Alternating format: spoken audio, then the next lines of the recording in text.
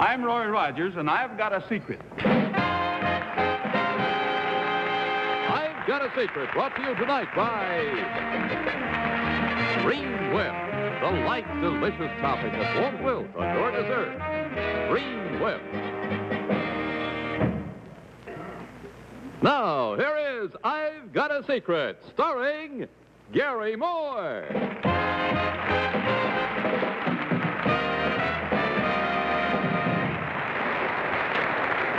Well, thank you, and good evening to you, and to you as well, most certainly. Welcome to another edition of I've Got a Secret. Before we get down to business, let's meet our busy panel. First, there's Bill Cullen, and Betsy Palmer, and Henry Morgan, Jolly Hank, and Bess Myers, and that's our panel.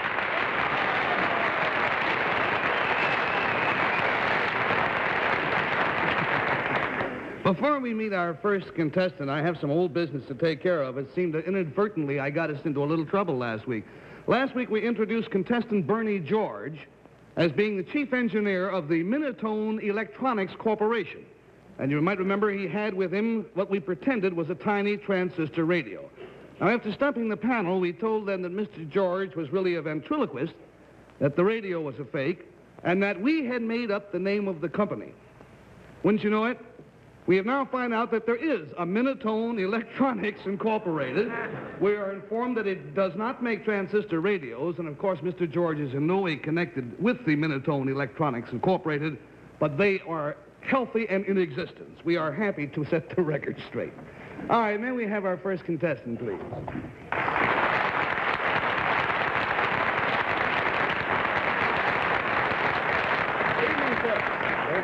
Will you tell our panel, please, what your name is and where you're from? Don Cameron from Weston, Connecticut. Mr. Cameron, and he is from Weston, Connecticut. Mr. Cameron, I couldn't help notice that you seem to have a friend hanging around. That's Pat McCormick of your production staff. That's Pat McCormick of our staff? Well, hello, Pat. I didn't recognize you somehow or other. Nice to see you, and we'll see more of you a little later, I hope. Now, Mr. Cameron, would you tell us what's holding him up there? That's my secret. That's your secret? All right, step in and whisper it to me. Unbelievable. All right.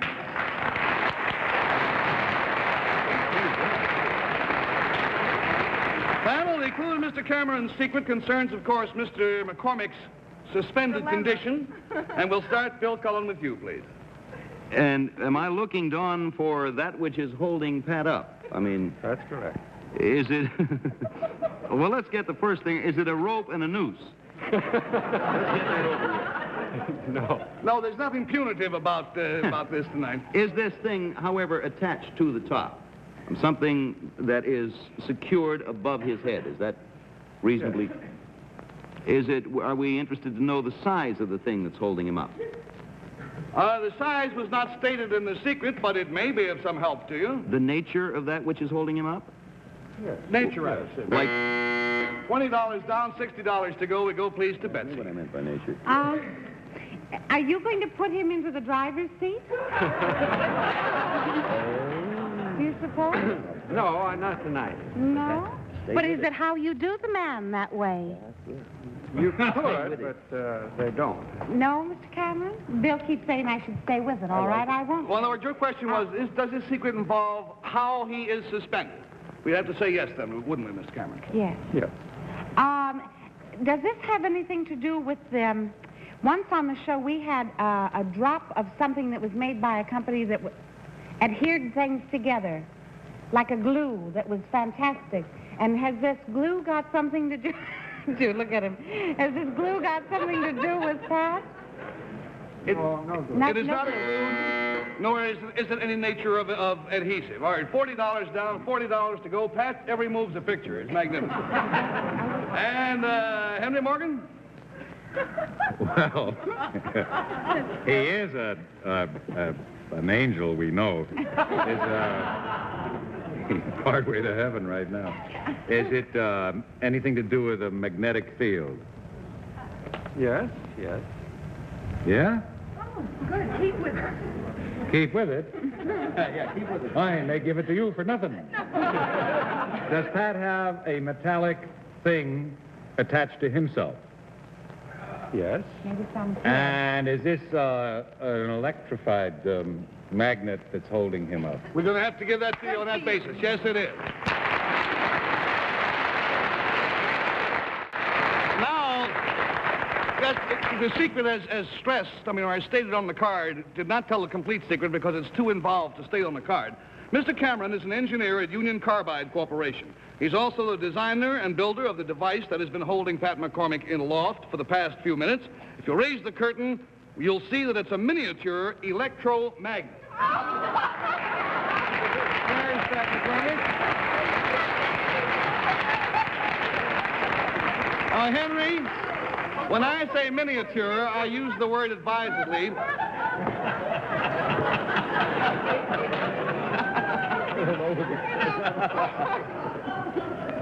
Wouldn't you like to have him hanging from your Christmas tree? When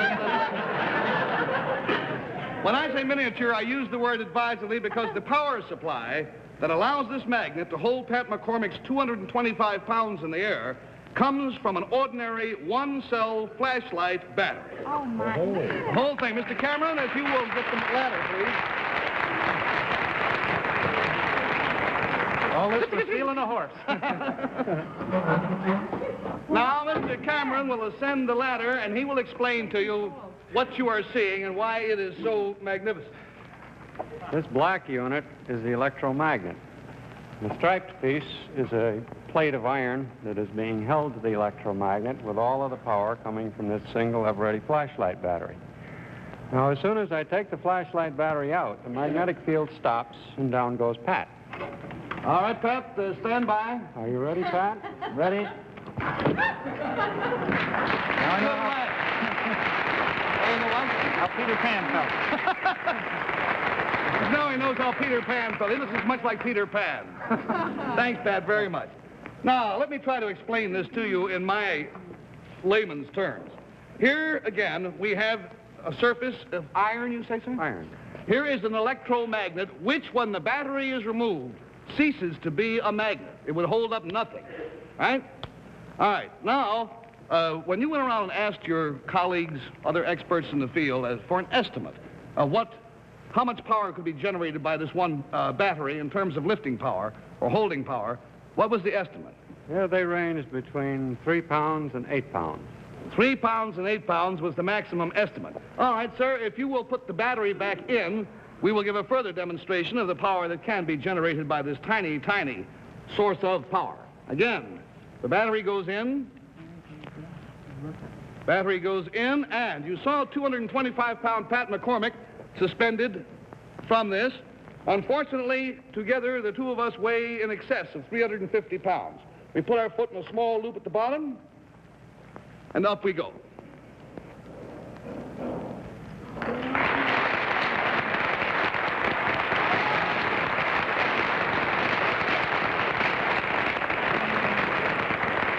I'd much rather be doing this with Bess Meyerson, but you know the way things go.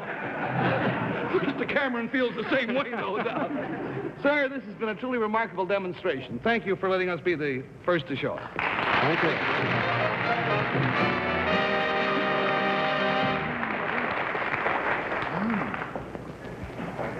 You know, last night I had the wackiest dream. I dreamed that I was sitting here telling you about Dream Whip when suddenly I heard a voice. And the voice said, Gary, darling, you're underestimating me. it was the Dream Whip. Then I said, but nobody told me that you could talk. No, talking's a minor talent. I mean, you haven't been telling folks how really and truly delicious I am. But Now whipped through and through with fresh whipped flavor, yet so blessedly low in calories, only 17 per tablespoon serving. yeah, well, I say that, and then I go on to say that when it comes to making glamorous desserts like this one, layers of Dream Whip and cubed Jell-O, Dream Whip really shows off. It fairly melts in your mouth, but not in your dessert like other toppings. Dream Whip stays fluffy. A rather neat treat, I must say. Well, I agree. And then I go on to say, keep several boxes of Dream Whip handy. It'll stay fresh, ready, and waiting. That's Dream Whip. Gary, Dream Whip. That's what I said.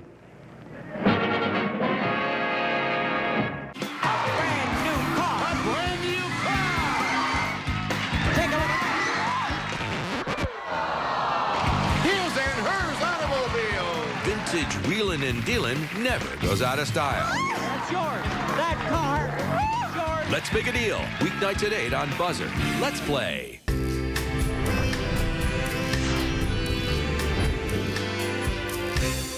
Without further ado, may we please welcome our next guests.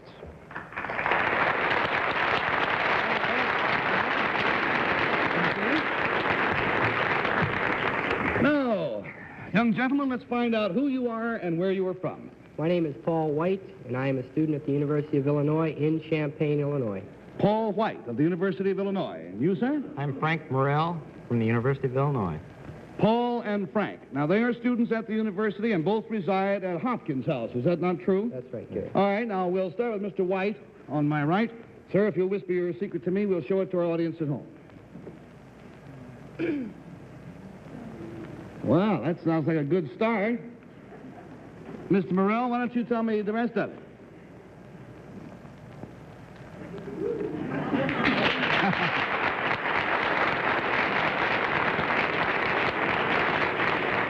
Panel, the clue to these gentlemen's secret concerns something they did, and Bess, we never got to you on the last round, so we'll start with you, please.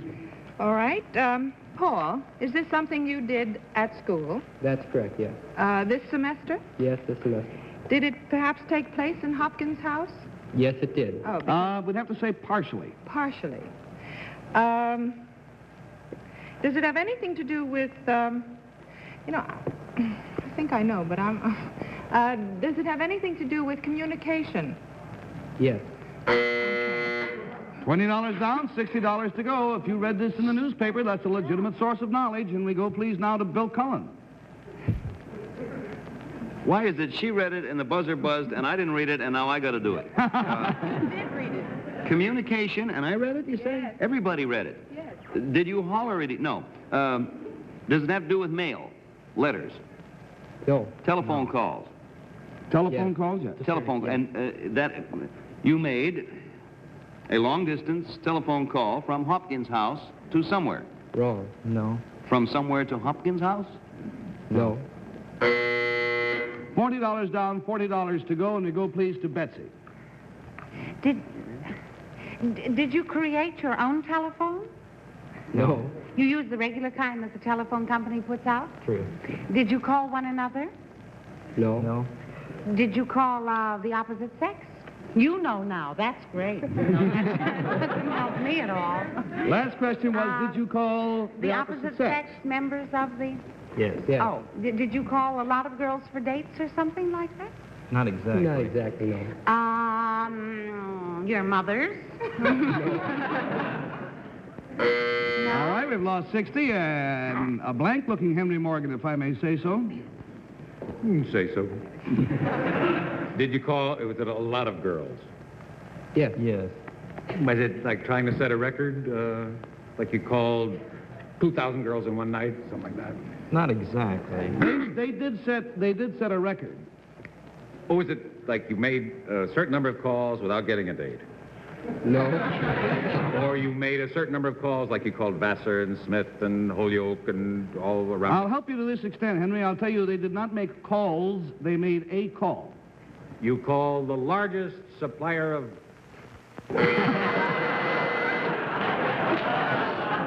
$80 down and nothing to go. And don't write in to us for the address because Henry was just guessing. Now, panel, as we told you, both of these young men are students at the University of Illinois. The secret they share started when young Mr. White was faced with a long, dull weekend. Like any normal, red-blooded American boy, he decided to make things more interesting by placing a call to the girls' dormitory. And with the help of some volunteers from both the girls' dorm and the boys' dorm, the conversation continued until Mr. Morrell here hung up the phone 5 days later after 120 hours of continuous conversation. It was a record. Our party line was wonderful. Yes, Henry. Isn't that Did they say no? Some of them. That depends. Yes. Normally, I must admit, a rather dim view of many college capers like telephone booth stuffing and dormitory raids, but this one struck a responsive chord in me.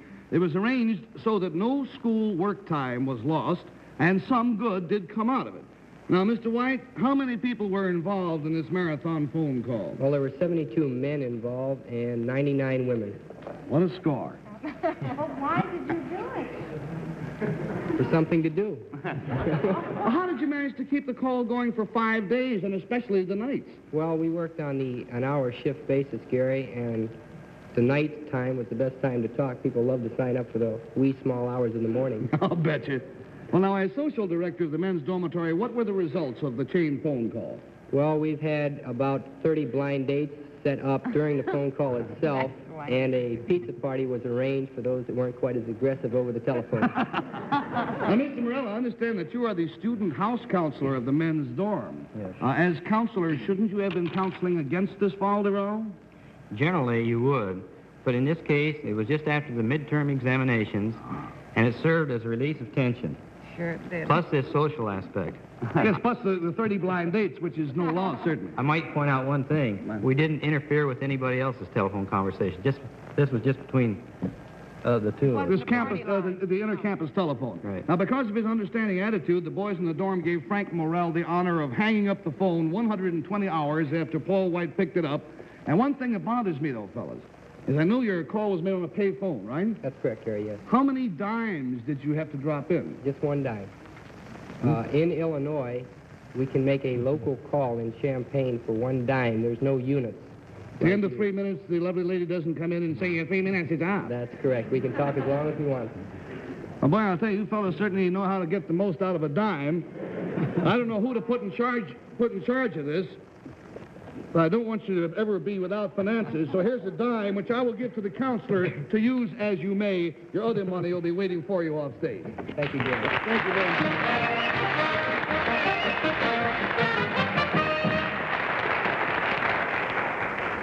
Now, we'll meet our special guest in just a moment, but first, here's a message from a friend of ours. Hello, I'm Denise Lohr. You know, every woman wants pictures of her family for Christmas, even if she has to take them herself. And that's no trouble at all with the new Polaroid land camera, the 10-second automatic. This one is the newest compact size. And look how easy it is to use.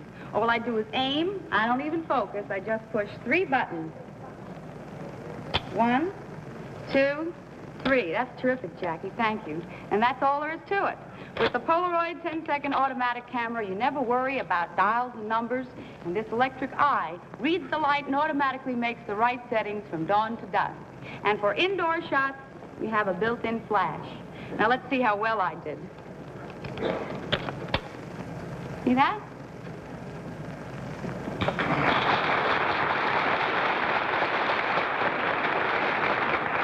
You can get pictures like this of your children on Christmas Day if you have a Polaroid 10-second automatic camera. So start hinting now, or buy one for your husband. This newest model costs less than $75. What do we have behind that curtain? Beautiful modern furniture. Beautiful patio furniture. Open up the curtain and show her what's back there. You have a beautiful living room set. Let's make a deal. Furnishing the fun. Weeknights at 8 on BUZZR. Let's play. And now it's time for us to meet our special guest for tonight. You'll be seeing him along with his wife, Dale Evans, on the Bell Telephone Hour this coming Friday at 9:30 p.m. Unfortunately, on another network. Here, then, is America's favorite cowboy, Mr. Roy Rogers.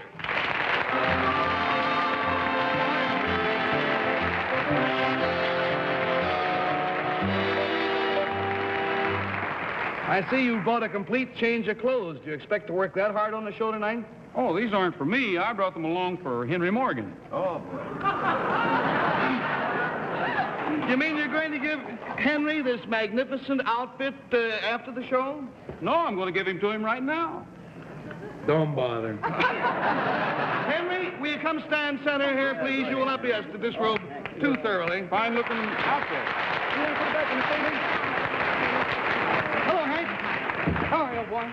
You know Roy Rogers? No. Henry Morgan? Hi, Henry. How are you? You look terrified. Now, Roy, before we go any further, will you tell us why we're having Henry make a slight change of clothes? Yeah, why? Well, that's my secret. Well, all right. Hank, don't listen.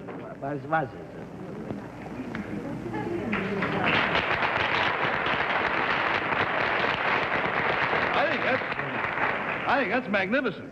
Now, panel, a clue to Roy Rogers' secret concerns something he's going to do, and we'll start with Bess Myerson, please. All right.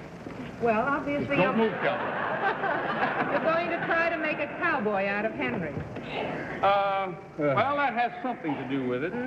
Mind taking your coat off, old man? Yes.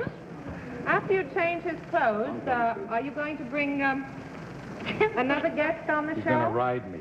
No, no other guest. No, I mean, Henry's not going to have to ride a horse. Sorry, or anything, Henry. Is he? The Cowboys won't go for that. What was the question? Will Henry have to ride a horse as well? You mean tonight? Yes. Well, I didn't get that. What? You don't know if he's going to ride a horse tonight. Oh, not tonight, no. Oh, some... There's $20 down, $60 to go. We go, please, to Bill Cullen. I'd like to suspend my questioning and watch this operation. It's quite an operation, aren't they, beauty? Yeah, are they not? Those are chaps, see? Oh, Step right in there. Step in those chaps there. Henry? Chap. That's a good chap. Roy, when you finally get Henry all dressed up, do you have a job for him? I mean, a task for him to perform. Well, yes and no. Well, Henry just gave me a good hint. You aren't going to get him all dressed up like... You're losing your... Henry, your pants are falling down. Do you work in this? I borrowed those from Mandy Devine. Oh. Okay. Are you going to shoot Henry when it's all over, Roy? No. $40 down, $40 to go. Betsy Palmer, please. Just tighten the cinch a little bit, that's all. What you going to do? Are you going to do this here on the stage tonight? Roy? No. No? Well, Henry goes to California, so you can't do it to him. Are you going to... $60 down, $20 to go. Henry, it's your turn to guess. What? Oh! What? That's what you're the guess. Was your object to make me sort of foolish? It might turn out that way. It has. Henry, my friend, brace yourself. Now, you know we played some dirty tricks on you in the past, some fairly outlandish stuff, but we're going to make up for it all tonight. Any man, red-blooded man or boy, would love to trade places with you because Roy Rogers' secret is that he's going to give you a job on his ranch.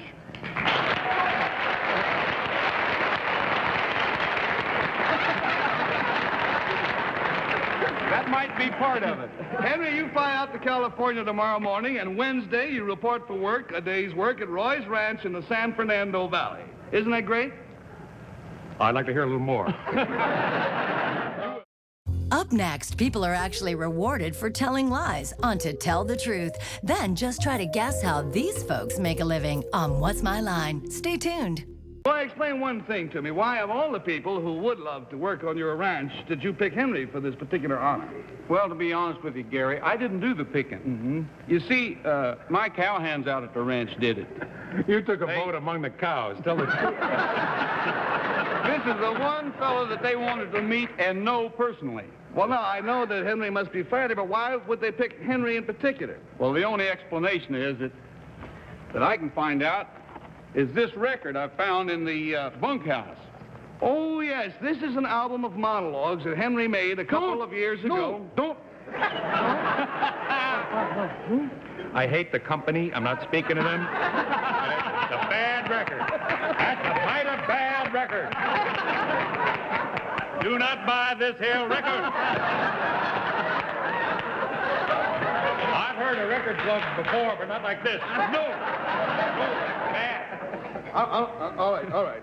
I would like to go on record as saying I was Henry that just said that. I didn't say that. Have you heard this? You know, I noticed here on the back. It's Friends, this is a record that can only appeal to cowhands. Well, it's got one monologue on here called The Truth About Cowhands. And have you heard it, the record? Unfortunately, I haven't, Gary, but I think this is the reason why. This is the way they're going to kill me. That's why I haven't heard the monologue. But, by the way, I have obtained a written copy of the manuscript that you wrote and put on the record. Henry? And, I think if Henry's kind enough to read it, we might find out why the Cowboys want to meet him and kind of work on him. I mean, work with him. These are just excerpts, Henry, some of the tenderer moments from it. Would you read these out loud and clear? I'd like to hear them, too. Well, can I say as a preface that I wrote this for children so that they would understand that the Westerns on television are not exactly all they're cracked up to be, and I meant it to be educational. It wasn't for cowheads. What do you mean Westerns are not what they're cracked up to be? This man is in Westerns. Well, he's acting. He's not real. Not what I... It's... Go ahead and read, Henry. Well, it starts out... The average cowboy didn't know how to read or write. Well, that's pretty close. His job was to sit on his horse all day and stare at cows. Boys will love Might that. stare back, too. At night, he slept in a horse blanket on the ground. The blanket was called a horse blanket because it was used for the horse, too. And as a result, it smelled like both of them. Now I know why the boys want to meet you. Now, I was a lot younger when I did this. You're going to be a lot older after you read this next one. After he goes to the ranch. Cowboys didn't bathe much. Just up to their calves. Don't get downwind.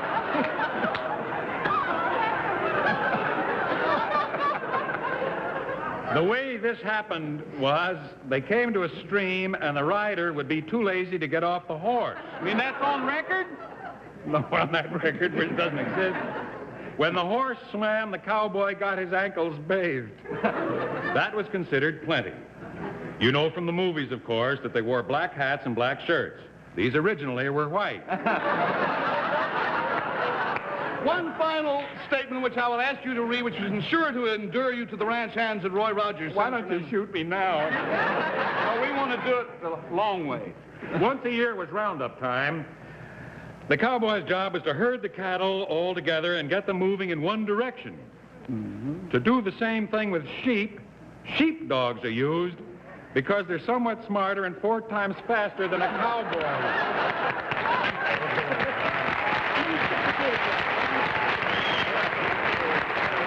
Henry, we got some stuff for you, some of which may come in handy. I'll hold these for the moment. What's the first thing he's going to need out there? I think How am I going to defend myself? This will be the first thing you'll need.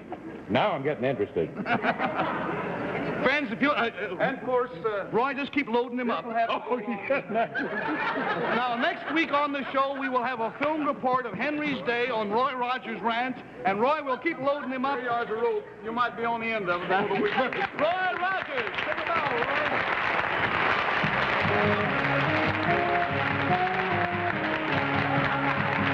Now, here's a message from next week's sponsor, Contact.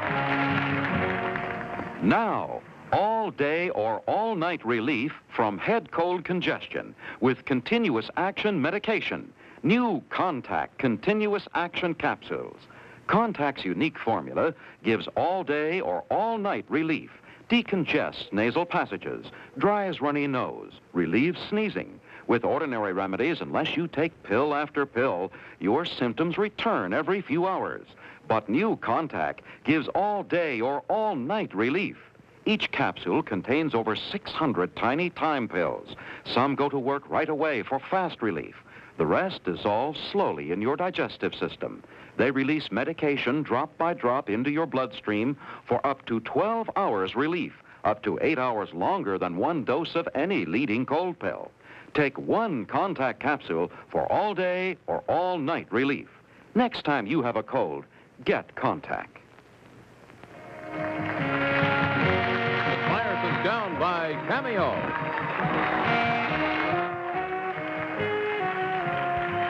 This is George Chandler. Goats in the kitchen and cows in the bedroom. That happens on Ichabod and Me. Tomorrow on most of these CBS television stations. Drop in if you've a notion to.